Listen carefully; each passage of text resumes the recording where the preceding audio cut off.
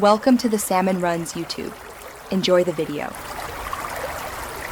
In this video, I will explain how to chrome powder nails. First, ensure your nails are perfectly prepped. Begin by cleaning, filing, and gently pushing back your cuticles to create a pristine canvas. Next, apply a thin layer of your preferred base coat, curing it under a UV or LED lamp for about 30 to 60 seconds. This foundational step is crucial for adhesion. Then, apply your chosen gel polish color. Remember, a black or white base often gives the most striking chrome finish. Now for the magic. After your colored gel polish is cured, apply a no-wipe gel top coat. This is key for the powder to adhere correctly.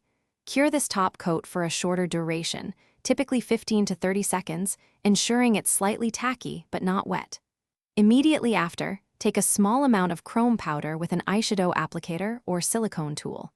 Gently rub and buff the powder onto the nail in circular motions until you achieve that stunning, mirror-like chrome effect.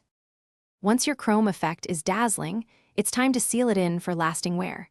Carefully use a soft brush to dust away any excess chrome powder from your nail plate and surrounding skin. This prevents any lifting later on. Then, apply a generous layer of a no-wipe gel top coat over the entire chrome surface. This final top coat will protect your beautiful chrome finish. Cure this layer under your UV or LED lamp for 60 to 90 seconds to ensure maximum durability and shine. To ensure your chrome nails look their absolute best and last for weeks, here are a few extra tips. Always invest in high-quality chrome powder and a no-wipe top coat that are designed to work well together.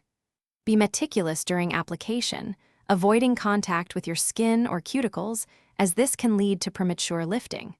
Finally, keep your nails and cuticles hydrated with a good cuticle oil. This simple care routine will help maintain the health of your nails and extend the life of your gorgeous chrome manicure.